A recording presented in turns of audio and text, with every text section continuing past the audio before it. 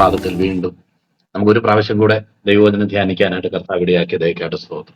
നമുക്ക് വളരെ സുപരിചിതങ്ങളായിട്ടുള്ള ദൈവവചന ഭാഗങ്ങളാണ് പലവട്ടം നമ്മൾ വായിച്ചിട്ടുള്ളതും പല പ്രസംഗങ്ങൾ കേട്ടിട്ടുള്ളതുമായ ദൈവവചന ഭാഗങ്ങളാണ് നമ്മൾ ഈ ദിവസങ്ങളിൽ ചിന്തിക്കുന്നത്. എങ്കിലും അതിന്റെ അർത്ഥമെല്ലാം നമ്മൾ പൂർണ്ണമായിട്ട് ഞാൻ ഗ്രഹിച്ചോ എന്ന് ഞാൻ തന്നെ എന്നെ ശോധന ചെയ്യാറുണ്ട്. കാരണം പലപ്പോഴും നമ്മൾ ഇതുവരെ അറിഞ്ഞതിനേക്കാളും ഡീപ്പറായിട്ടുള്ള ഒരു നിലയിലാണ് കർത്താവ് ഇത് പറഞ്ഞിരിക്കുന്നത്. ഓരോ പ്രാവശ്യം വായിക്കുമ്പോഴും അതിന്റെ പുതിയ പുതിയ അർത്ഥതലങ്ങൾ ഗ്രഹിക്കാനായിട്ടും ആത്മീയമായിട്ടുള്ള ഇംപ്ലിക്കേഷൻസ് എന്താണെന്ന് മനസ്സിലാക്കാനുമായിട്ട് കർത്താവ് നമ്മളെ സഹായിക്കുന്ന ദയക്കായിട്ട് നന്ദിയോടെ സ്തുതിക്കുന്നു. കർത്താവിന്റെ ദാസൻ പറഞ്ഞ പോലെ തന്നെ ഈ ചാപ്റ്ററിൽ നമ്മൾ നേരത്തെ തൊട്ട് വായിക്കുമ്പോൾ എനിക്ക് തോന്നുന്ന ഈ 18-ാം അധ്യായത്തിലെ കർത്താവിന്റെ ഇനി ഒരു ഡിസ്കോഴ്സും കൂടെയാണ് കർത്താവ് പരസ്യമായിട്ട് പഠിപ്പിച്ച കാര്യം. 24 ഒലിവുമലയിൽ ഇരുന്ന് കർത്താവ് പറയുന്നതായിട്ടുള്ള ഒരു ഡിസ്കോഴ്സാണ് നമുക്ക് കാണാൻ കഴിയും. അതിന് മുമ്പ് കർത്താവ് പറഞ്ഞതായിട്ടുള്ള ചില കാര്യങ്ങളാണ് യെരൂശലേമിലേക്ക് പോകുന്ന സമയത്ത് പറഞ്ഞ കാര്യങ്ങൾ. അത് രക്ഷയെ പറ്റിയും അതുപോലെ തന്നെ കർത്താവ് തെരഞ്ഞെടുത്ത ജനത്തിന് എന്ത് സംഭവിക്കും, അതുപോലെ തെരഞ്ഞെടുക്കപ്പെടാത്ത ജാതികളെ ഈ രക്ഷയിലേക്ക് കടന്നു വരും എന്നൊക്കെ പഠിപ്പിക്കാൻ തക്കവണ്ണം അതിന്റെ പല പല ഫേസറ്റ്സ്, അതിന്റെ പല മുഖങ്ങള്, അതിന്റെ കാര്യങ്ങളൊക്കെ പഠിപ്പിക്കാനായിട്ട് കർത്താവ് പല ഉപമകളും തുടർന്ന് പറയുന്നത് നമുക്ക് കാണാൻ കഴിയും. നാളെ തന്നെ നമ്മൾ ചിന്തിക്കാനുള്ള ഭാഗം ഒരു ഉപമയാണ് എന്ന് നമുക്കറിയാം. അപ്പം ഇവിടെ നമ്മൾ കഴിഞ്ഞ ദിവസങ്ങളിൽ ഇന്നലെ നമ്മൾ ചിന്തിച്ച കാര്യം, രക്ഷ നിത്യജീവനെ പ്രാപിക്കാൻ ഞാൻ എന്ത് നന്മ ചെയ്യണം. എന്നെ കൂടുതൽ ചിന്തിപ്പിച്ച ഒരു ഭാഗം ആ നന്മ എന്നുള്ളത്. എന്ത് നന്മ ഞാൻ ചെയ്യണം? അപ്പം നന്മകൾ ചെയ്ത് ദൈവരാജ്യത്തിൽ കടക്കാം എന്നുള്ള ഒരു ആഗ്രഹം ആണല്ലോ പൊതുവെ ലോകത്തിലുള്ള പല മതങ്ങളും പ്രകടിപ്പിക്കുന്നത്. നന്മ പ്രവർത്തികളിലൂടെ ഈശ്വര സാക്ഷാത്കാരം, നന്മ പ്രവർത്തികളിലൂടെ ദൈവത്തെ കണ്ടെത്താനായിട്ട് കഴിയും എന്നുള്ള ഒരു നിലയിലാണ്. അങ്ങനെ ഒരു ഒരു ഒരു സൂപ്പർഫിഷ്യലായിട്ട് ചിന്തിക്കുന്നതിൽ എന്തെങ്കിലും തെറ്റുണ്ടെന്ന് എനിക്ക് തോന്നുന്നില്ല. കാരണം എന്താന്ന് വെച്ച് കഴിഞ്ഞാൽ അതൊരു സൂപ്പർഫിഷ്യൽ ആയിട്ടുള്ള ഒരു ചിന്ത മാത്രമാണ്. നമ്മൾ ആരെങ്കിലും ഒക്കെ വിചാരിക്കുകയാണ് ഞാൻ ഇനി എന്തോ ചെയ്യുന്ന, മരിക്കാറായല്ലോ, അല്ലെങ്കിൽ മരണം ഏത് നിമിഷവും കടന്നു വരുമല്ലോ, എനിക്കൊരു നിത്യതയുണ്ടോ, എന്റെ മരണശേഷം എന്താണ്, അതുകൊണ്ട് കഴിവിന്റെ പരമാവധി നന്മകളൊക്കെ അങ്ങ് ചെയ്യാം എന്ന് ആഗ്രഹിക്കുന്ന വ്യക്തികളുണ്ട്. ആ നന്മ ചെയ്യാൻ ആഗ്രഹിക്കുന്നതിൽ തെറ്റെന്തെങ്കിലും ഉണ്ടെന്നല്ല പറയുന്നത്. എന്നാൽ ദൈവത്തെ അറിയാതെ, ദൈവത്തെ കൂടാതെ ഒരു വ്യക്തിക്ക് ഈ നന്മകൾ ചെയ്യാൻ കഴിയുകയില്ല എന്നുള്ളതാണ് ദൈവത്തിന്റെ വചനത്തിൽ നിന്ന് നമുക്ക് മനസ്സിലാക്കാൻ കഴിയുന്ന കാര്യം. ദൈവത്തിന്റെ സഹായമില്ലാതെ, അല്ലെങ്കിൽ വേറൊരു നിലയിൽ പറഞ്ഞാൽ നന്മകൾ ചെയ്യുന്നതിലല്ല, രക്ഷ പ്രാപിക്കാനായിട്ട് ഈ നന്മ പ്രവർത്തികൾ നമുക്ക് ഉപകരിക്കുമോ?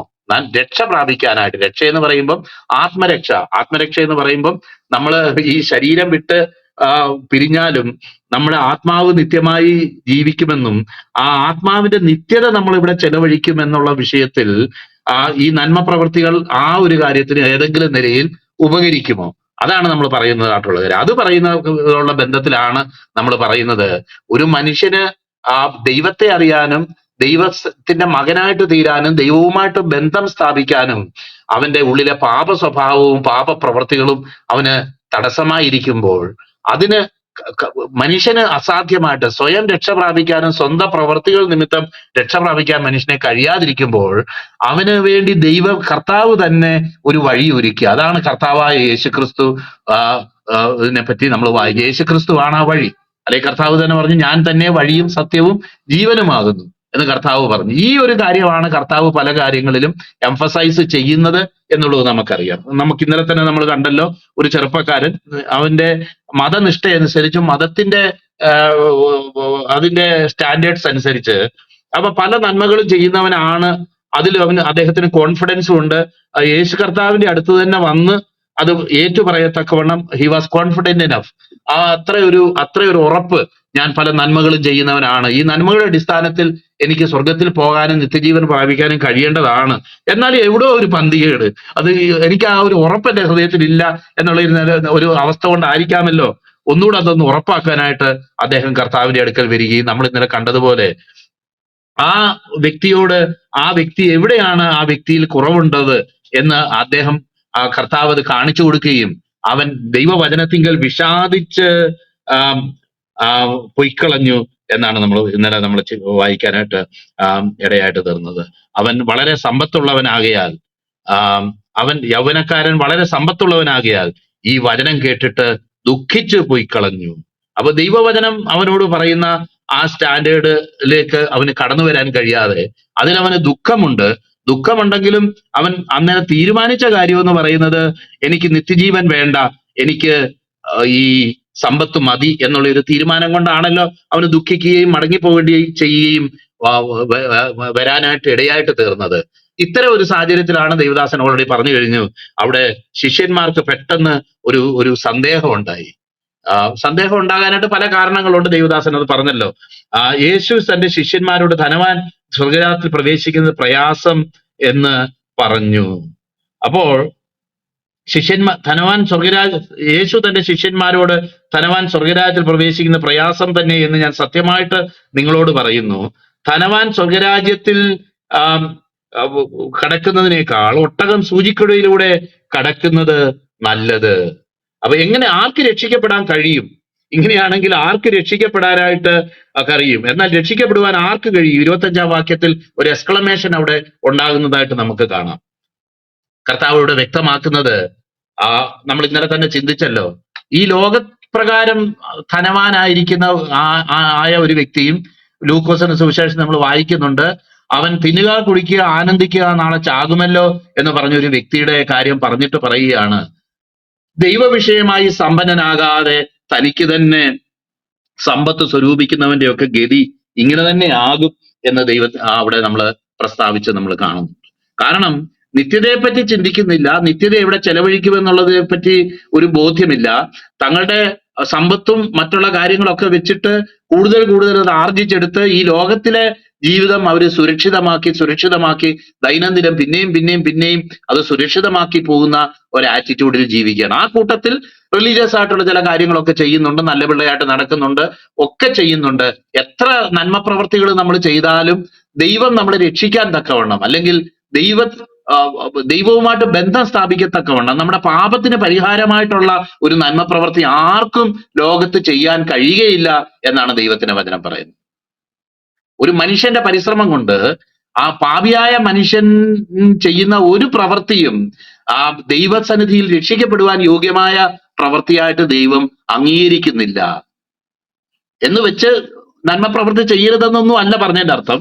അത് നമ്മൾ വിചാരിക്കണം. എന്നാൽ ദൈവമേ, ഞാൻ ഇത്ര പേർക്ക് ഒരു അന്നദാനം കൊടുത്തു, ഇത്ര പേർക്ക് ഞാനൊരു സാമ്പത്തിക സഹായം ചെയ്തു, അല്ലെങ്കിൽ ഇത്ര പേർക്ക് ഞാൻ മറ്റു ചില ഉപകാരങ്ങളൊക്കെ ചെയ്തു, അതുകൊണ്ട് സ്വർഗത്തിൽ ഞാനൊരു സ്ഥലം ഞാൻ പ്രതീക്ഷിക്കുകയാണ് എന്നുള്ള നിലയിൽ മനുഷ്യൻ അവന്റെ കാഴ്ചപ്പാടിൽ ചെയ്യുന്ന നന്മ പ്രവൃത്തികൾ ഒന്നും അവനെ രക്ഷിക്കാൻ തക്കവണ്ണം പര്യാപ്തമല്ല എന്നുള്ളതാണ് നമുക്ക് ദൈവവചനത്തിൽ കാണാൻ കഴിയുന്ന കാര്യം. അത് പ്രത്യേകം മനസ്സിലാക്കേണ്ടത്. അത് നമ്മളാരും നന്മ ചെയ്യരുതെന്നോ വേറെ ആർക്കും ഉപകാരം ചെയ്യരുതെന്നോ പറയുകയല്ല ചെയ്യുന്നത്.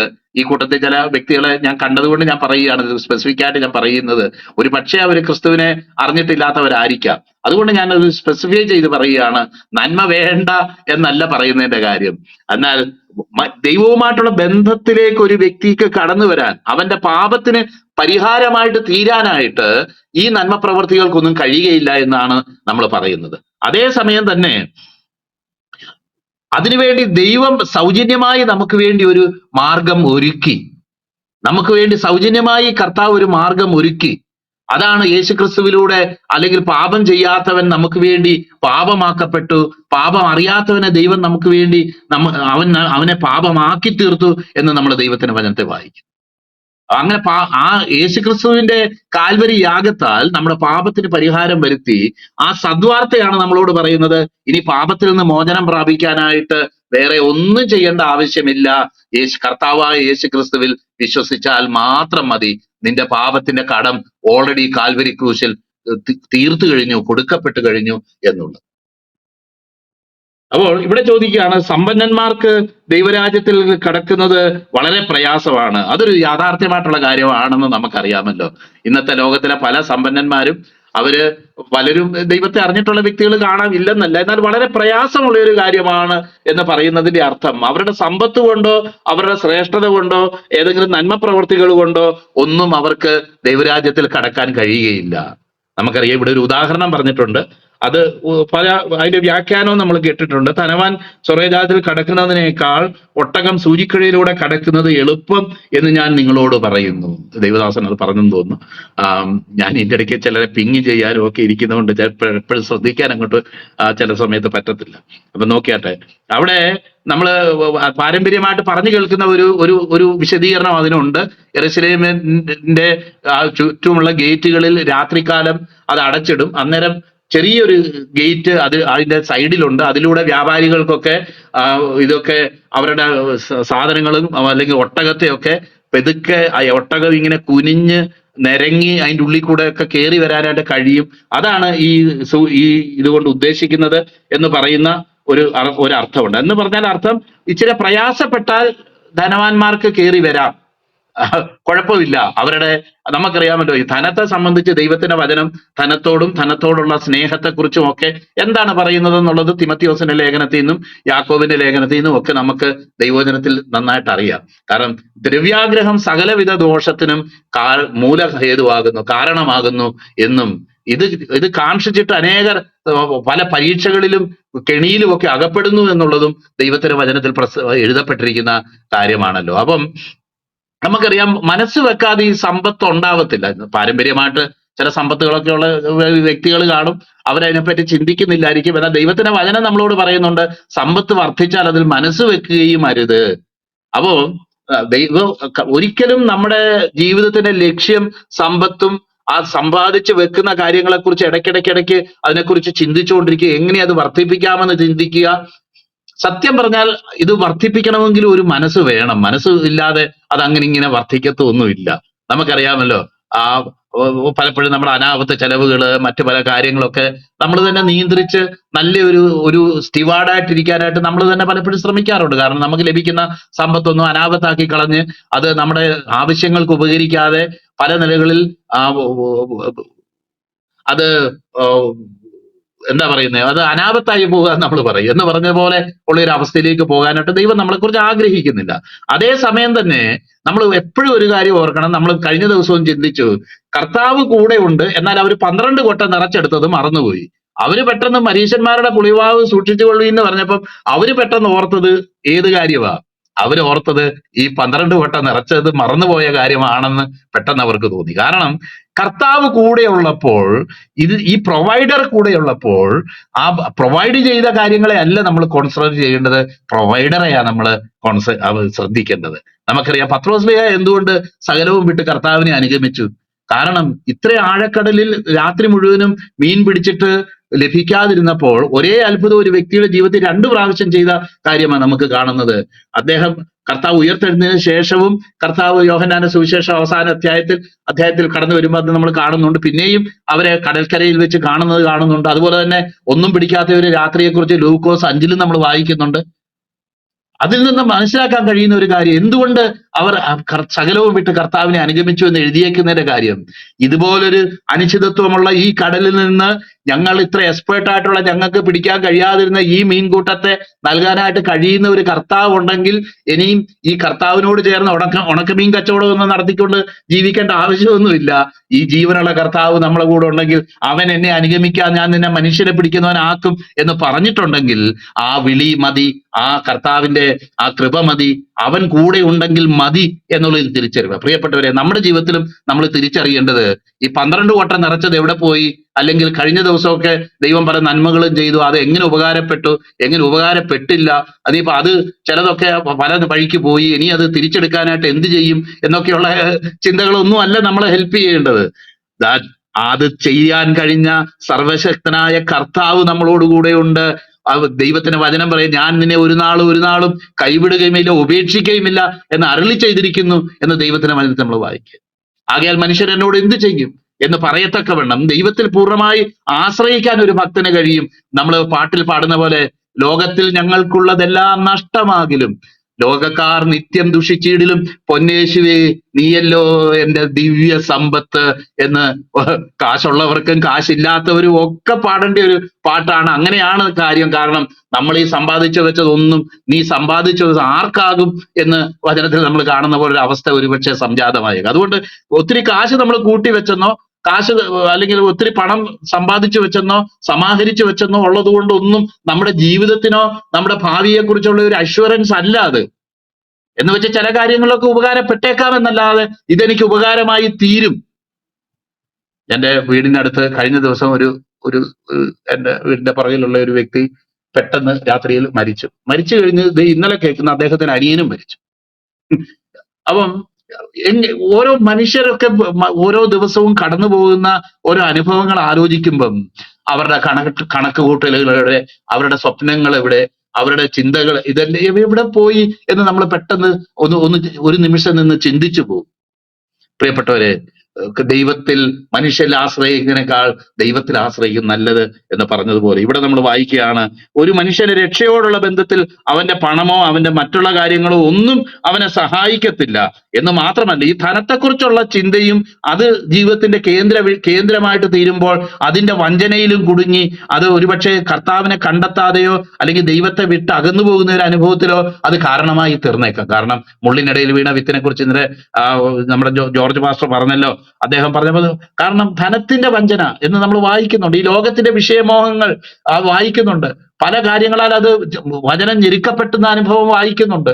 അതുപോലെ നമ്മൾ ഇന്നലെ കണ്ടു, ധനവാൻ ആയിരുന്ന വ്യക്തി അവൻ വളരെ സമ്പത്തുള്ളവനാകയാൽ ദുഃഖിച്ചു പോയി കളഞ്ഞു. പലപ്പോഴും ഒരു തീരുമാനമാവേണ്ടി ആ തീരുമാനം എടുക്കാൻ കഴിയാതെ വണ്ണം അവൻ ദുഃഖിച്ചു പോയി കളഞ്ഞു എന്ന് നമുക്ക് കാണാൻ കഴിയും. നമ്മൾ അതിനെക്കുറിച്ചൊക്കെ ഇന്നലെ ചിന്തിച്ചതാണല്ലോ. അപ്പം ഇത് മനുഷ്യർക്ക് അസാധ്യമാണ്. ഇത്തരം ഒരു അവസ്ഥയിൽ നിന്ന് മനുഷ്യർക്ക് അസാധ്യമാണ്. ആർക്ക് രക്ഷിക്കപ്പെടുവാനായിട്ട് കഴിയും എന്ന് അത് ശിഷ്യന്മാർക്ക് ഏറ്റവും അധികം വിസ്മയിച്ചു. അവർക്ക് പിന്നെ പലരും ഒന്നുമില്ലാത്തവരായിരുന്നു. മത്തായിയെ പോലുള്ള ചില ആൾക്കാരായിരുന്നു ചില കാശുകാർ കൂടെ ഉണ്ടായിരുന്നത് എന്ന് നമുക്കറിയാം. അതുപോലെ ചില ഭൂരിപക്ഷം പേരും അന്നേക്ക് മീൻ പിടിച്ച് ജീവിക്കുന്ന ആൾക്കാരായിരുന്നെന്നാണ് എന്റെ ഒരു ചിന്ത. എനിക്ക് അറിയത്തില്ല അതിന്റെ എക്കണോമിക്സിനെ പറ്റിയൊന്നും. എന്നാൽ രക്ഷിക്കപ്പെടുവാൻ ആർക്ക് കഴിയും? യേശു നോക്കി, മനുഷ്യർക്ക് അസാധ്യം എങ്കിലും ദൈവത്തിന് സകലവും സാധ്യം. അപ്പൊ ഈ ഒരു ദൈവദാസൻ പ്രസംഗിച്ച് കേട്ട്, ഈ ലൂക്കോസിന്റെ സുവിശേഷത്തിൽ ഈ സൂചിക്കുഴ എന്ന് പറയുന്നത് അത് സത്യം പറഞ്ഞ സർജൻസ് നീഡിൽ നിന്ന് തന്നെ അതിന്റെ ട്രാൻസ്ലേഷൻ എന്ന് പറഞ്ഞു കഴിഞ്ഞാൽ ശരിക്കുള്ള തുന്നുന്ന സൂചി, അതല്ലെങ്കിൽ ഒരു സൂചിക്കുഴ എന്ന് തന്നെ അർത്ഥമാക്കുന്നത്. അതുകൊണ്ട് അർത്ഥമാക്കുന്നത് ഇറ്റ് ഈസ് ഇമ്പോസിബിൾ എന്നുള്ളൊരു നിലയിലാണ്, ഓൾമോസ്റ്റ് ഇമ്പോസിബിൾ എന്നുള്ള നിലയിൽ തന്നെയാണ് അതവിടെ പറയപ്പെട്ടിരിക്കുന്നത് എന്ന് നമുക്ക് കാണാം. അപ്പൊ മനുഷ്യന്റെ സമ്പത്തല്ല, അവന്റെ ഐശ്വര്യമല്ല, അവന്റെ ജ്ഞാനമല്ല, അവന്റെ ശ്രേഷ്ഠതകളൊന്നുമല്ല, കൃപയാൽ നമ്മളെ രക്ഷിക്കുന്ന ആ ദൈവത്തെയും, ആ ദൈവം സകലത്തിനും ഉപരിയായിട്ട് നിത്യജീവൻ ലഭിക്കുക എന്നുള്ളത് നമ്മുടെ ജീവിതത്തിന്റെ ലക്ഷ്യവും അത് നമ്മുടെ ഡിസയറുമാണെന്ന് ദൈവം നമ്മുടെ ഹൃദയത്തെ ഉണർത്തുമ്പോൾ നമുക്ക് ആ ഒരു ചോയ്സ് എടുക്കാൻ കഴിയുന്നില്ലെങ്കിൽ, അല്ല എന്റെ സമ്പത്ത് തന്നെയാ വലുത്, ക്രിസ്തു പറഞ്ഞതൊക്കെ ശരിയാ, വചനമൊക്കെ ശരിയാ, അതൊക്കെ ഞാൻ അംഗീകരിക്കുന്നു, എന്നാൽ ഇതിനപ്പുറത്തേക്ക് ഇതൊന്നും വിട്ടേച്ചുള്ള ഒരു ശിഷ്യത്വം ഞാൻ ആഗ്രഹിക്കുന്നില്ല എന്ന് പറയുമ്പോൾ കർത്താവ് ശിഷ്യത്വത്തെ പറ്റി കർത്താവ് പറഞ്ഞ റിക്വയർമെന്റ് അവിടെ മീറ്റ് ചെയ്യുന്നില്ല എന്നുള്ളത് നമുക്കറിയാം. അത് കർത്താവ് പറഞ്ഞ ശിഷ്യത്വത്തെ പറ്റിയുള്ള പറഞ്ഞിട്ടുള്ള ചില ഡിമാൻഡ്സ് അവിടെ മീറ്റ് ചെയ്യുന്നില്ല എന്നുള്ളത് നമുക്കറിയാം. ഈ ഭാഗത്തും അടുത്ത ഭാഗത്തും നമ്മൾ വായിക്കുന്ന ഒരു കാര്യമാണ്. അത് നേരെ തിരിച്ചും മറിച്ചുവാ വായിക്കുന്നത്. കാരണം ആദ്യം വായിക്കുന്നത് ഇതിന്റെ 30-ാം വാക്യത്തിന് മുമ്പന്മാർ പലർ പിമ്പന്മാരും പിമ്പന്മാർ മുമ്പന്മാരും ആകും. 20-ാം അധ്യായം 18-ാം വാക്യം നമ്മൾ വായിക്കുമ്പോൾ ഇങ്ങനെ പിമ്പന്മാർ മുമ്പന്മാരും മുമ്പന്മാർ പിൻപന്മാരും ആകും. ഒരേ സ്റ്റേറ്റ്മെന്റ് തന്നെ ഒരിടത്തിട്ടേക്കുന്നതിനെ നേരെ തിരിച്ചപ്പുറത്തിട്ടേക്കുന്നത് നമുക്ക് കാണാൻ കഴിയും. കാരണം ആദ്യത്തെ ഭാഗത്ത് പറയുന്ന കാര്യം എന്താണെന്നുള്ളത് നമുക്ക് മനസ്സിലായി. കാരണം ഈ ക്രൂശിന്റെ ചില ഡിമാൻഡുകൾ, ക്രൂശ് എടുക്കാനും തന്നെത്താൻ ജയിച്ച് നാൾതോറും തന്നെത്താൻ കർത്താവിനെ അനുഗമിക്കാനുമുള്ള ആ വിഷയത്തോടുള്ള ബന്ധത്തിൽ ലൂക്കോസിന്റെ സുവിശേഷം 14-ാം അധ്യായത്തിൽ നമ്മൾ വായിക്കുന്നുണ്ട്, കർത്താവിനെ ഒരുവൻ അനുഗമിക്കാൻ ഇച്ഛിച്ചാൽ അവൻ ആദ്യം തന്നെ ഇരുന്ന് അത് തികയ്ക്കാൻ ഒരു വ്യക്തി ഒരു ബിൽഡിംഗ് പണിയാനായിട്ട് അതിന്റെ ഫൗണ്ടേഷൻ ഇട്ടതിന് ശേഷം മുകളിൽ പണിയാൻ കഴിയുന്ന വ്യക്തിയെ പോലെ അല്ലെ പണിയാൻ ആഗ്രഹിക്കുന്ന വ്യക്തിയെ പോലെ അത് തീർപ്പാൻ വകയുണ്ടോ എന്ന് നോക്കണം എന്ന് പറയുന്നതിന്റെ അർത്ഥം തീർപ്പാൻ വകയുണ്ട് ഇല്ലെങ്കിൽ നീ കർത്താവിനെ അനുഗമിക്കണ്ട എന്നല്ല അതിന്റെ അർത്ഥം. തീർപ്പാൻ വകയുള്ളാകത്തക്കവണ്ണം ആ സകലത്തിനും ഉപരിയായിട്ട് കർത്താവിനെ സ്നേഹിക്കണം എന്ന് തന്നെയാണ് അതിന്റെ അർത്ഥമെന്നാണ് ഞാൻ അവിടെ മനസ്സിലാക്കുന്നത്. അതുപോലെ തന്നെ ഒരു സൈന്യവുമായി വരുന്നവനോട് 20,000-മായി വരുന്നവനോട് 10,000-വുമായി എതിർക്കാൻ കഴിയുമോ? അപ്പൊ അങ്ങനെ തന്നെ നിങ്ങളും സകലവും വിട്ടുപിരിയുന്നില്ല എങ്കിൽ, അപ്പൊ നമുക്കറിയാം വിട്ടുപിരിയുന്നില്ല എങ്കിൽ എന്നൊക്കെ ഉദ്ദേശിച്ചേക്കുന്ന വാക്യം എന്ന് പറയുന്നത് ആ പ്രയോറിറ്റി അവിടെ കാണിക്കുന്നത്. മറ്റുള്ള ബാക്കി എല്ലാത്തിനേക്കാളും ഉപരിയായി കർത്താവിനെ സ്നേഹിക്കുന്നില്ല എങ്കിൽ നിങ്ങൾക്ക് എന്റെ ശിഷ്യനായിരിക്കാൻ കഴിയുകയില്ല എന്ന് കർത്താവ് പറഞ്ഞ വാക്കുകൾ നമുക്ക് ഓർമ്മയുണ്ടല്ലോ. അപ്പം നോക്കിയാട്ടെ, കർത്താവിന് സകലവും സാധ്യമാണ്. അപ്പൊ കഴിഞ്ഞ ദിവസവും നമ്മൾ കണ്ടു, കർത്താവ് മറുമലയിൽ നിന്ന് ഇറങ്ങി വന്നപ്പം ആ ഒരു സുവിശേഷത്തിൽ അതിനെക്കുറിച്ച് വായിക്കുന്നത്, കർത്താവെ നിന്നാൽ വല്ലതും കഴിയുമെങ്കിൽ. ദൈവത്തിന് കഴിയുമെന്നോ? നമ്മൾ എനിക്ക് മർക്കോസിൽ അത് കാണുന്നത്, കഴിയുമെന്നോ എന്ന് കർത്താവ് ചോദിക്കുമ്പോൾ എന്റെ അവിശ്വാസത്തിന് എന്നെ സഹായിക്കണമേ എന്ന് പറയുന്നത് പോലെ, ഇതെല്ലാം ഉള്ളവരാണ് ലോകത്തിലെ മനുഷ്യരെന്നൊന്നുമല്ല അതിന്റെ അർത്ഥം. നമുക്കൊരു തിരിച്ചറിവാ ഒന്നാമത് വേണ്ടത്. കർത്താവെ നീ ഈ പറയുന്ന കാര്യങ്ങളൊന്നും അതുപോലെ മീറ്റ് ചെയ്യത്തക്കവണ്ണമുള്ള ഒരു ആംബിയർ ഒന്നും എനിക്കില്ല, എന്നാൽ അതിനുള്ള കൃപ നീ തരണമേ. കർത്താവെ സകലത്തിനും ഉപരിയായിട്ട് നിന്നെ സ്നേഹിക്കാനുള്ള കൃപ തരണമേ. കർത്താവെ അവിടുന്ന് വെളിപ്പെടുത്തിയേക്കുന്ന കൺവിക്ഷൻസിൽ ഉറച്ചു നിൽക്കാനായിട്ടുള്ള കൃപ തരണമേ. കൃപയാൽ നമ്മളെ ബലപ്പെടുത്തുന്ന ഒരു ദൈവമാണ്. നമ്മൾ അതിനുവേണ്ടി ആഗ്രഹിക്കുകയും തീരുമാനിക്കുകയും ചെയ്യുമ്പോൾ തന്റെ കൃപ തന്ന് നമ്മളെ അതിനുവേണ്ടി ബലപ്പെടുത്തുന്ന ഒരു ദൈവമാണ് എന്നുള്ളത് നമ്മൾ എപ്പോഴും ഓർക്കണം. അല്ലാതെ ഈ ലോകത്തിലുള്ള മനുഷ്യന്റെ അവരുടെ ഉദ്ദേശങ്ങളും ആഗ്രഹങ്ങളും ഒക്കെ വെച്ച് നോക്കിയാൽ നമ്മുടെ നല്ല ആഗ്രഹം കൊണ്ടും ഉദ്ദേശം കൊണ്ടും ആണ് കർത്താവ് നമ്മളെ അങ്ങ് രക്ഷിച്ചത് എന്ന് നമ്മൾ വിചാരിക്കും. ആ നിലയിൽ നമ്മൾ ചിന്തിക്കേണ്ട ആവശ്യമില്ല. കാരണം നമ്മുടെ ചേറ്റിലല്ലയോ കിടന്നത് ഓർത്ത് നോക്കിയാൽ നാറ്റമല്ലയോ വമിച്ചത് എൻ ജീവിതം, മാറ്റിയല്ലോ എൻ ജീവിതത്തെ മാറ്റമില്ലാത്ത നിന്റെ കൃപയാൽ എന്ന് പറഞ്ഞതുപോലെ ഈ കാര്യങ്ങളെ മനസ്സിലാക്കാൻ തക്കവണ്ണം ദൈവം നമുക്ക് വിവേകവും കൃപയും നമുക്ക് നൽകുകയും ആ വിഷയത്തെ സംബന്ധിച്ച് ഒരു തീരുമാനമെടുക്കാനായിട്ടും അത് കർത്താവ് വെച്ച ഡിമാൻഡ്സ്, അതേ കർത്താവെ ഞാൻ ആഗ്രഹിക്കുന്നത് നിന്റെ കൃപയാൽ അവിടുന്ന് എന്നെ ശക്തിപ്പെടുത്തി ഈ നിലകളിൽ മുന്നോട്ട് പോകുന്ന ഒരു അനുഭവം തന്നെയാണ് ഞാൻ ആഗ്രഹിക്കുന്നത് എന്ന് ഈ ദിവസങ്ങളിൽ തീരുമാനിക്കാനുമായിട്ട് കർത്താവ് നമ്മളെ സഹായിക്കട്ടെ എന്ന് ഞാൻ ആത്മാർത്ഥമായിട്ട് പ്രാർത്ഥിക്കുക. നോക്കി, അത് മനുഷ്യർക്ക് അസാധ്യം എങ്കിലും ദൈവത്തിന് സകലവും. അപ്പം രക്ഷിക്കപ്പെടാനുള്ള നിത്യജീവൻ ലഭിക്കാൻ ചെയ്യേണ്ട നന്മയാണ് ഇവിടെ ചോദിച്ചത്. മനുഷ്യൻ ചെയ്യുന്ന ഒരു നന്മ കൊണ്ടും അത് സാധിക്കത്തില്ല, മനുഷ്യന്റെ ഒരു പ്രവൃത്തി കൊണ്ടും അത് സാധിക്കത്തില്ല. അത് പൂർണ്ണമായും ദൈവകൃപയാൽ സാധിക്കുന്ന ഒരു കാര്യമാണ്. ഈ ദൈവരാജ്യത്തിന്റെ ഡിമാൻഡ്സും ഈ സുവിശേഷവും കർത്താവ് നമ്മുടെ ഹൃദയത്തിൽ പ്രകാശിപ്പിക്കുമ്പോൾ, അതേ കർത്താവ് എനിക്ക് നിത്യജീവനാണ് വേണ്ടത്, മണ്ണെ പ്രതി മാണിക്യം ഞാൻ വിടുകയില്ല എന്നുള്ള തീരുമാനമാണ് നമ്മുടെ ഭാഗത്ത് നിന്ന് കർത്താവ് ഈ ദിവസങ്ങളിൽ പ്രതീക്ഷിക്കുന്നത് എന്ന് നമുക്ക് മനസ്സിലാക്കാനായിട്ട് കഴിയും.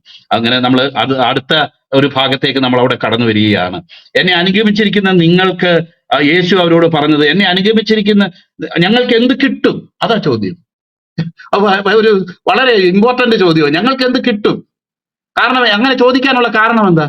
ഇത്രയും നേരം ഞങ്ങൾ പ്രതീക്ഷിച്ചുകൊണ്ട് നടന്നത്, കർത്താവ് നീ ഒരു വലിയൊരു ആളായി തീരും, നിന്റെ രാജ്യത്തിൽ ഞങ്ങൾ ചില സ്ഥാനങ്ങളൊക്കെ വഹിക്കും, അങ്ങനെ ഈ സാധാരണക്കാരായിരുന്ന ഞങ്ങൾക്ക് ഇതൊന്നും ഒരിക്കലും പ്രതീക്ഷിക്കാൻ പോലും കഴിയാത്തവരായിരുന്നെങ്കിൽ പോലും നീ ഈ ദൈവരാജ്യം സ്ഥാപിക്കുമ്പോൾ അതിൽ ഞങ്ങൾ ഒരു ഇമ്പോർട്ടന്റ് റോള് വഹിക്കും എന്ന് തന്നെയാ അവർ പ്രതീക്ഷിച്ചുകൊണ്ടിരുന്നത്. എന്നാൽ കർത്താവിന്റെ ഈ പറച്ചിലല്ല, എരുതിയിൽ എണ്ണ അല്ല, ഇതിലൊക്കെ വെള്ളം കോരി ഒഴിക്കുന്ന പോലത്തെ ചില വർത്തമാനങ്ങളാ കർത്താവ് ചില ദിവസങ്ങളായിട്ട് ഇപ്പൊ പറഞ്ഞുകൊണ്ടിരിക്കുന്നത്.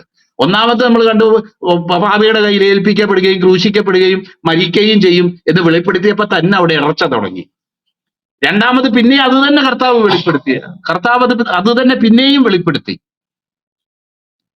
അത് പിന്നെയും വെളിപ്പെടുത്തുന്നത് നമുക്ക് കാണാനായിട്ട് കഴിയും. അപ്പോഴും അത് അവർക്ക് അക്സെപ്റ്റബിൾ അല്ലായിരുന്നു. ഇപ്പൊ തന്നെ പറയുകയാണ്, ഒരു നല്ല കാശുള്ള ഒരു വ്യക്തി വന്നിട്ട്, ധനവാനായ ഒരു ചെറുപ്പക്കാരൻ വന്നിട്ട് തിരിച്ചു പോകുന്നു. ഒരുപക്ഷെ അവരുടെ സ്വപ്നങ്ങളിൽ നാളെ അവര് വലിയ വാഹനങ്ങളോ വീടോ ഒക്കെ വെച്ച് കർത്താവിനോടുകൂടെ ദൈവരാജ്യത്തിൽ ഇരുന്ന് വാണരുളുന്ന, അല്ലെങ്കിൽ അവരുടെ പ്രധാന വ്യക്തികളായിട്ട് തീർന്ന് അങ്ങനെ ഒരുപക്ഷെ ധനാഠ്യരോ ലോകപ്രകാരമോ ഒക്കെയുള്ള ആ നിലകളിലുള്ള സ്വപ്നങ്ങൾ അവരെ ബാധിച്ചിരുന്നോ എന്ന് സംശയിക്കത്തക്ക ചില സാഹചര്യങ്ങളുണ്ട്. കാരണം ഈ ആത്മീയമായിട്ടുള്ള ദൈവരാജ്യത്തിന്റെ കാര്യത്തിൽ അവര് വിശ്വസിച്ചിരുന്നില്ല എന്നുള്ളത് നമുക്ക് മനസ്സിലാക്കാനായിട്ട് കഴിയും. നോക്കിയാട്ടെ, അപ്പോൾ ഒരു മിനിറ്റ്.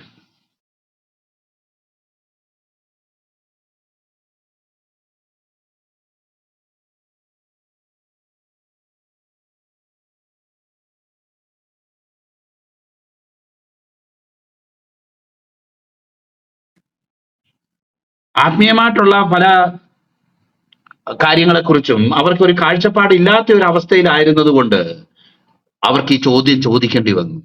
കർത്താവേ, ഞങ്ങളുടെ സ്വപ്നങ്ങളെല്ലാം തട്ടി തകർക്കുകയാണോ? ഞങ്ങളുടെ സ്വപ്നങ്ങളെല്ലാം കർത്താവിൽ വരും. നമുക്കറിയാം ഇന്നും അതുപോലൊക്കെ ചിന്തിക്കുന്ന ആൾക്കാരുണ്ട്. ഞാനൊന്ന് രക്ഷിക്കപ്പെടും, അല്ലെങ്കിൽ ബന്ധിക്കോസിലോ വല്ലതിലോ ഒക്കെ ചേരും, അല്ലെ അവിടുന്ന് ഞാൻ നേരെ അമേരിക്കയിലേക്ക് പോകും, സാമ്പത്തികമായിട്ടൊക്കെ ഞങ്ങളൊക്കെ ഉഷാറായിട്ട് തീരും. എന്നാൽ ഇങ്ങനെയൊക്കെ വിചാരിക്കുന്ന കുറെ ആൾക്കാരുണ്ട്. അങ്ങനെ ചിലർക്കൊക്കെ സംഭവിക്കുന്നുണ്ട്, ഇല്ലെന്നൊന്നും ഞാൻ പറയുന്നില്ല.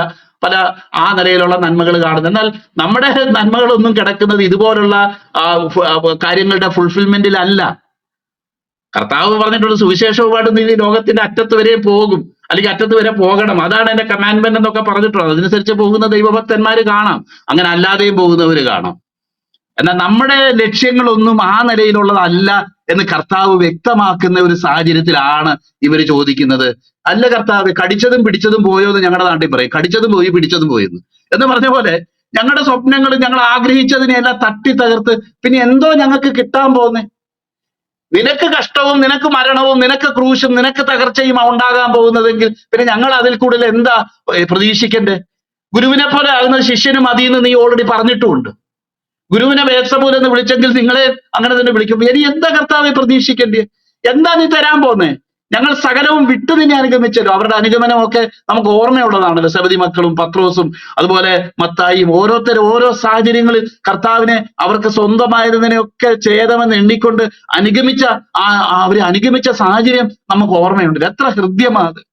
എന്നിട്ട് ഈ പാവപ്പെട്ടവര് നടുക്ക് വന്ന് ചോദിക്കുക, കർത്താവെ, സകലവും വിട്ട് നിന്നെ അനുഗമിച്ചല്ലോ, ഞങ്ങൾക്ക് എന്ത് ലഭിക്കും എന്ന് ചോദിക്കുന്നത് അതൊരു ചോദ്യം തന്നെയാ. സകലവും വിട്ട് നിന്നെ അനുഗമിച്ചല്ലോ, ഞങ്ങൾക്ക് എന്ത് ലഭിക്കും എന്ന് ചോദിക്കുന്ന ഈ ചോദ്യം, പ്രിയപ്പെട്ടവരെ, അതിനാ കർത്താവ് പറയുന്നത് ഉത്തരം. നമ്മുടെ ജീവിതത്തിലുള്ള ഉത്തരം നമ്മൾ കരുതിക്കൊള്ളേണ്ട ഒരു ഉത്തരമാണ്. പ്രിയപ്പെട്ടവരെ, നിത്യതയുള്ള ഒരു കാഴ്ചപ്പാടിലാണ് കർത്താവ് തന്റെ പ്രതിഫലം പറഞ്ഞേക്കുന്നത്. അത് നമ്മൾ എപ്പോഴും ഓർക്കും. ഈ ലോകത്തിൽ നമ്മൾ ദൈവസന്നിധിയിൽ എന്തെങ്കിലും വിട്ടു, ഉടനെ നമുക്ക് അതിന് പകരം എന്തെങ്കിലുമൊക്കെ കിട്ടി, അത് കഴിഞ്ഞ് കുറച്ച് ദിവസം കഴിയുമ്പോൾ നമ്മൾ നിന്ന് പ്രശംസിച്ചു, അന്ന് ഞാൻ പിന്നെ ഇങ്ങനെയൊക്കെ പട്ടിണി കിടന്നു. തിരുവല്ലയിലുള്ള മാത്യു പി തോമസ് സാറ് പറയുന്ന ഒരു ഉദാഹരണമുണ്ട്. ചക്കക്കുരു ചുട്ടു തിന്ന കാര്യമൊക്കെ നമ്മൾ വിളിച്ചു പറയും, എന്നാൽ പ്ലാവിനെ വിഴുങ്ങിയ കാര്യം നമ്മൾ പറയത്തില്ല എന്ന് പുള്ളി ഇന്നത്തെ സാഹചര്യത്തിൽ പറഞ്ഞിട്ടുള്ള ഒരു ഡയലോഗ് ഞാൻ ഓർക്കാറുണ്ട്. അന്ന് ഞാൻ ചക്കക്കുരു ചുട്ടു തിന്നു, കഷ്ടതയിലൂടെ പോയി. അപ്പൊ നമ്മുടെ പലരുടെയും പ്രശംസ, ഒരു കാലത്ത് കുറച്ച് ഞങ്ങൾ കഷ്ടപ്പെട്ടു, ഇന്ന് ഞങ്ങൾ ദൈവം വീണ്ടും അനുഗ്രഹിച്ചിരിക്കുന്നു എന്ന് പറഞ്ഞ് അനുഗ്രഹത്തിലും ഭൗതികമായ നന്മകളിലും ഒക്കെ പ്രശംസിച്ച് മുന്നോട്ട് പോകുന്ന അനാത്മീയമായിട്ടുള്ള ഒരു പ്രവണത. ദൈവത്തിന്റെ വിശ്വസ്തതയെ നമുക്ക് വർണ്ണിക്കാം, ദൈവത്തിന്റെ വിശ്വസ്തതയെ കുറിച്ച് സാക്ഷ്യം പറയാം. എന്നാൽ നമ്മുടെ ലക്ഷ്യം ഈ ലോകത്തൊരു വീടോ ലോകത്തൊരു കാറോ ഈ ലോകത്തൊരു അല്ലെങ്കിൽ മക്കൾക്കുള്ള ഒരു നല്ല നിലവാരമോ ഒന്നും അല്ല നമ്മുടെ ലക്ഷ്യം. അതിനുവേണ്ടി ക്രിസ്തുവിൽ വിശ്വസിച്ചവരല്ല നമ്മള്. നമ്മുടെ ലക്ഷ്യം എന്ന് പറയുന്നത് ഈ നിത്യത തന്നെയാ. ഈ നിത്യതയിൽ കുറവായിട്ട്, നിത്യതയിൽ ലഭിക്കുന്ന അനുഗ്രഹങ്ങളിൽ കുറവായിട്ടുള്ളതൊന്ന് കർത്താവ് നമുക്ക് ഓഫർ ചെയ്തിട്ടില്ല. അതിൽ കുറവായിട്ടുള്ളതൊന്നും നമ്മൾ പ്രതീക്ഷിക്കുകയും വേണ്ട, അതിൽ കുറവായിട്ടുള്ളത് നമ്മുടെ ജീവിതത്തിൽ ലക്ഷ്യമാക്കുകയും വേണ്ട. അതാ കർത്താവ് അവരോട് പറയുന്നത്. നിങ്ങൾ എന്നെ അനുഗമിച്ചിരിക്കുന്ന നിങ്ങൾ പുനർജനനത്തിൽ എന്ന് പറയുമ്പോൾ കർത്താവിന്റെ വരവിങ്കൽ നാം എല്ലാം ദൈവസന്നിധിയിൽ കടന്നു വരികയും ഉയർത്തെഴുന്നേൽക്കുകയും ക്രിസ്തുവിന്റെ ആ രൂപം ധരിച്ച് ക്രിസ്തുവിനെ ധരിച്ചുകൊണ്ട് നമുക്ക് നമ്മൾ വായിക്കുന്ന പോലെ നാം മണ്ണുകൊണ്ടുള്ള പ്രതിമ ധരിച്ചതുപോലെ സ്വർഗീയന്റെ പ്രതിമയും ധരിക്കുക. സ്വർഗീയന്റെ പ്രതിമ ധരിച്ച് ദൈവസന്നിധി നമ്മൾ ആയിരിക്കുകയും നിത്യതയെ സംബന്ധിച്ചുള്ള ചില കാര്യങ്ങളാണ് നമ്മളിവിടെ 1000 ആണ്ട് വാഴ്ചയെ കുറിച്ച് ആണ് നമുക്ക്. നിങ്ങൾ ഇസ്രായേൽ ഗോത്രം 12 ന്യായം വിധിക്കും. തുടർന്നുള്ള ആ പുതിയ ആകാശവും പുതിയ ഭൂമിയുടെ അനുഭവങ്ങളെ കുറിച്ചൊക്കെ നമ്മൾ ദൈവത്തിന്റെ വചനത്തിൽ വായിക്കുന്നുണ്ട്. ഈ നിത്യതയെ ചൂണ്ടിക്കാണിച്ചുകൊണ്ടാണ് പറയുന്നത് നിങ്ങൾക്ക് ലഭിക്കുന്ന പ്രതിഫലമേ. പ്രിയപ്പെട്ടവരെ, ഈ നിത്യത കാണാൻ നമുക്ക് കഴിയുന്നില്ലെങ്കിൽ നമ്മൾ ജീവിതത്തിൽ നെടുവീർപ്പെടേണ്ടി വരും. നമ്മുടെ നഷ്ടങ്ങളെ കുറിച്ച് ഇവര് ചോദിച്ചതുപോലെ ഈ നഷ്ടങ്ങളെയൊക്കെ എണ്ണി പറഞ്ഞുകൊണ്ടിരിക്കുക. അന്ന് ഞാൻ അത് കൊടുത്തതാ, ദൈവത്തിന് ഇത് കൊടുത്തതാ, അങ്ങനെ ചെയ്തതാ, ഇങ്ങനെ ചെയ്തതാ, എല്ലാം വെറുതെ പോയി. 1 വെച്ചാൽ 100, 100 വെച്ചാൽ 1000 എന്നൊക്കെയാണ് ഞാൻ വിചാരിച്ചത്. ഇപ്പോ 1 100 1000 ഇല്ലാതെ പോയി എന്നൊക്കെ നമ്മൾ പറയേണ്ടി വരുന്നത് ഈ ലോകത്തിൽ മാത്രം ദൈവം നമുക്ക് പ്രതിഫലം നൽകുമെന്നും അതൊക്കെ ഭൗതിക തലത്തിലാണ് ഈ നന്മകളൊക്കെ വരാൻ പോകുന്നതെന്നും പ്രതീക്ഷിച്ചിരിക്കുന്ന വ്യക്തിക്ക് നിശ്ചയമായി ദൈവസന്നിധിയിൽ നെടുവേർപ്പെടേണ്ടതായിട്ട് വരും. യാതൊരു സംശയവുമില്ല. എന്ന് വെച്ചാൽ ദൈവം ഭൗതിക നന്മകളൊന്നും ചെയ്യത്തില്ലെന്നോ ദൈവം അങ്ങനെ നടത്തത്തില്ലെന്നോ അല്ല പറയുന്നതിന്റെ കാര്യം. നമ്മുടെ ആത്യന്തിക നന്മകള് സ്വർഗത്തിൽ നമുക്ക് വേണ്ടി സൂക്ഷിച്ചിരിക്കുന്ന ക്രിസ്തുവിലുള്ള ആത്മീയ അനുഗ്രഹങ്ങളാണ് എന്ന് ദൈവത്തിന്റെ വചനത്തിൽ. ക്രിസ്തുവേശുവിൽ നമ്മളെ അനുഗ്രഹിച്ചിരിക്കുന്ന കർത്താവ് ആത്മീയ അനുഗ്രഹങ്ങളാൽ എന്ന് പ്രത്യേകം അവിടെ പറഞ്ഞിരിക്കുന്നത് നമുക്കറിയാം. ഇവിടെ പറയുകയാണ്, എത്ര അനുഗ്രഹിക്കപ്പെട്ടിരിക്കുന്ന ഒരു വാക്യം, എന്നെ അനുഗമിച്ചിരിക്കുന്ന നിങ്ങൾ പുനർജനനത്തിൽ, ഉയർത്തെഴുന്നേൽപ്പിൽ എന്നാണ് അതിന്റെ അർത്ഥം. പുനർജനനം എന്ന് പറയുന്നത് നമ്മുടെ പാരമ്പര്യം അനുസരിച്ചുള്ള പുനർജനനം അല്ല അവിടെ ഉദ്ദേശിക്കുന്നതെന്നും, ആ മനുഷ്യപുത്രൻ തന്നെ മഹത്വത്തിൽ സിംഹാസനത്തിൽ ഇരിക്കുമ്പോൾ നിങ്ങളും 12 സിംഹാസനങ്ങളിൽ ഇരുന്ന് ഇസ്രായേൽ ഗോത്രം 12നെയും ന്യായം വിധിക്കും. എനിക്ക് പലപ്പോഴും ഓർക്കാറുണ്ട്, നമ്മളിവിടെ ഈ ക്ലബ് ഹൗസിൽ കിടന്നുകൊണ്ട് ഭയങ്കര ചർച്ചയാ, ദൈവം മനുഷ്യന് സ്വാതന്ത്ര്യം നൽകിയോ? ദൈവത്തിന്റെ വചനം നമ്മൾ പരിശോധിച്ച് നോക്കുക, സ്വാതന്ത്ര്യം മാത്രമല്ല ദൈവം കൊടുത്തത്. ദൈവം സ്വാതന്ത്ര്യം മാത്രമല്ല കൊടുത്തത്, ദൈവം മനുഷ്യനെ സൃഷ്ടിച്ചപ്പോൾ തന്നെ അവന്റെ സൃഷ്ടികളിന്മേലുള്ള അധികാരവും കൂടെ കർത്താവ് ഇവിടെ കൊടുക്കുന്നതായിട്ട് നമുക്ക് കാണാനായിട്ട് കഴിയും. എന്നിട്ട് നമ്മൾ വായിക്കുകയാണ്, എബ്രായ ലേഖനത്തിൽ വായിക്കുന്നു, പാപത്തിൽ വീണതുകൊണ്ട് എല്ലാം ഇപ്പോൾ അവന് കീഴ്പ്പെട്ടതായി കാണുന്നില്ല, എന്നാൽ തന്റെ ശത്രുക്കളെ പാദപീഠമാക്കുമ്പോഴോ അതിന്റെ വലതുഭാഗത്തിരിക്കുക എന്ന് പറഞ്ഞ ഒരു കർത്താവിനെ കുറിച്ച് എബ്രായർക്ക് എഴുതുന്ന ലേഖനത്തിൽ നമ്മൾ വ്യക്തമായിട്ട് വായിക്കുന്നു. അപ്പൊ സകലത്തെയും കാൽക്കീഴാക്കുവോളവും സ്വർഗം അവനെ കൈക്കൊള്ളേണ്ടതാകുന്നു എന്നൊക്കെ നമ്മൾ വായിക്കുന്ന ഭാഗങ്ങൾ നമ്മുടെ ഓർമ്മയിലുണ്ടല്ലോ. നോക്കിയാട്ടെ, ഇവിടെ നമ്മൾ വായിക്കുകയാണ്,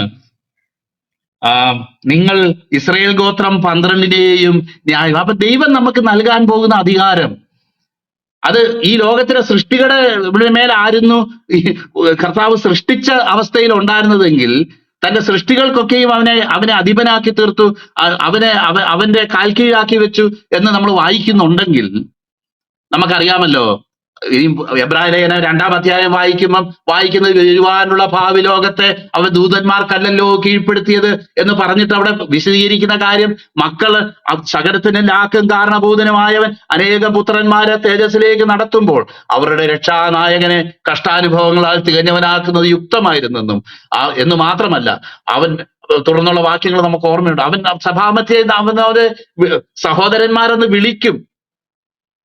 അവന്റെ ദൈവത്തിന്റെ പുത്രന്മാരും ക്രിസ്തുവിന്റെ കൂട്ടു സഹോദരന്മാരുമായി തീരാൻ, ദൈവത്തിന് അവകാശിയും ക്രിസ്തുവിന് കൂട്ടവകാശിയുമായി തീരുന്ന ഒരു അനുഭവത്തിൽ.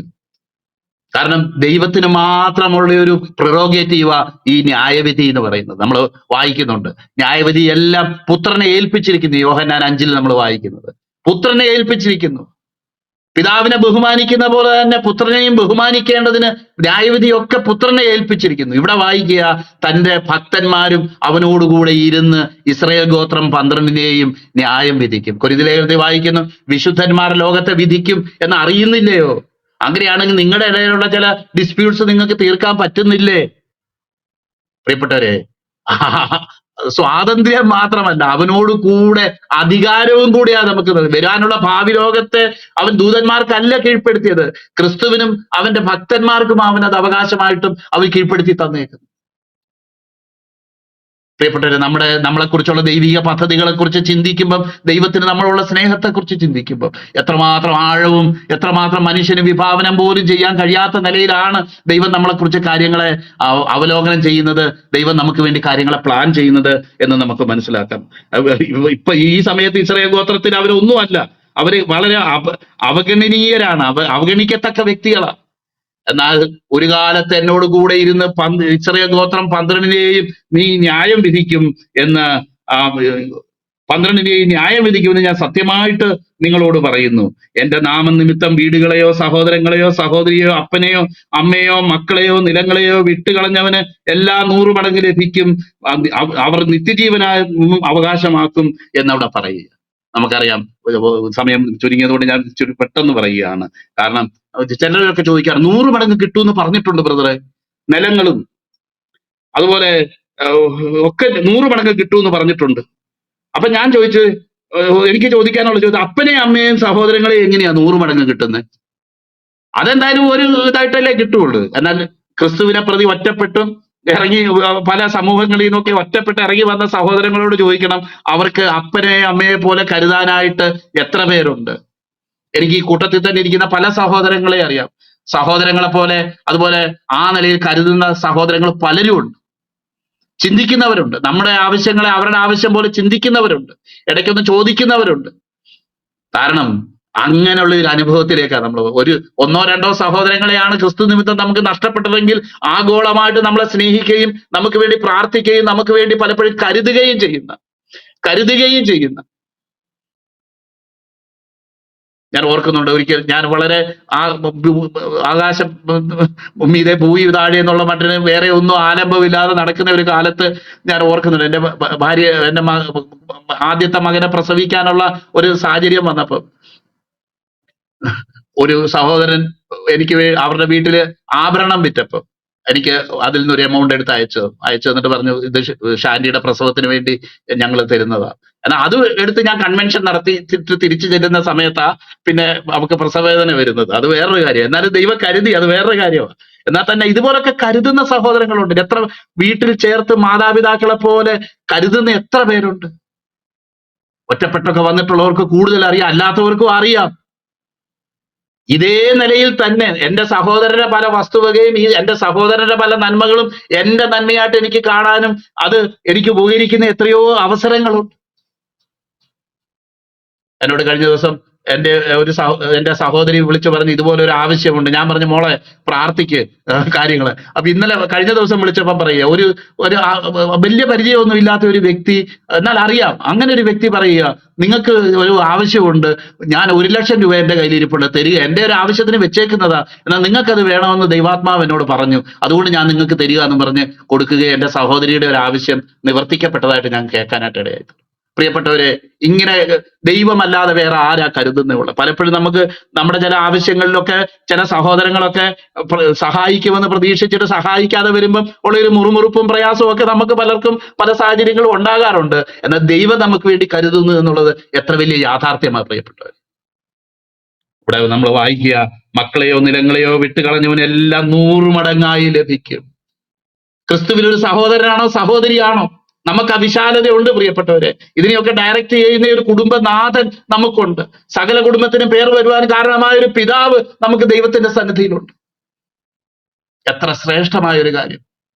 നിങ്ങൾക്ക് 100 മടങ്ങ് ലഭിക്കും, നിത്യജീവനും അവകാശമാകും. അതിന്റെ കൂടെ നിത്യജീവന്റെ കൂടെ ഇതെല്ലാം നിങ്ങൾക്ക് കിട്ടും. അത് അവൻ നമ്മൾ പാപികളായിരുന്നപ്പോൾ തന്നെ നമുക്ക് അവനോട് നിരപ്പ് വന്നു. നിരന്ന ശേഷം അവൻ അത് എത്ര അധികമായി രക്ഷിക്കപ്പെട്ടു. നീതീകരിക്കുന്നത് ദൈവം, കുറ്റം വിധിക്കുന്നവനാർ. അവൻ തന്റെ സ്വന്തം പുത്രനെ ആദരിക്കാതെ നമുക്ക് വേണ്ടി ഏൽപ്പിച്ചു തന്നവൻ. ബാക്കി ഞാൻ പറയണ്ടല്ലോ, ബാക്കി നിങ്ങൾക്കറിയാം.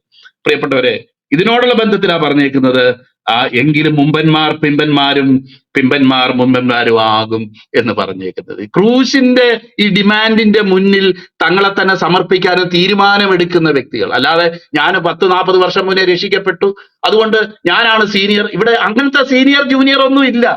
അങ്ങനത്തെ സീനിയോറിറ്റി ഇല്ല, ജൂനിയോറിറ്റി ഇല്ല, ഒന്നുമില്ല.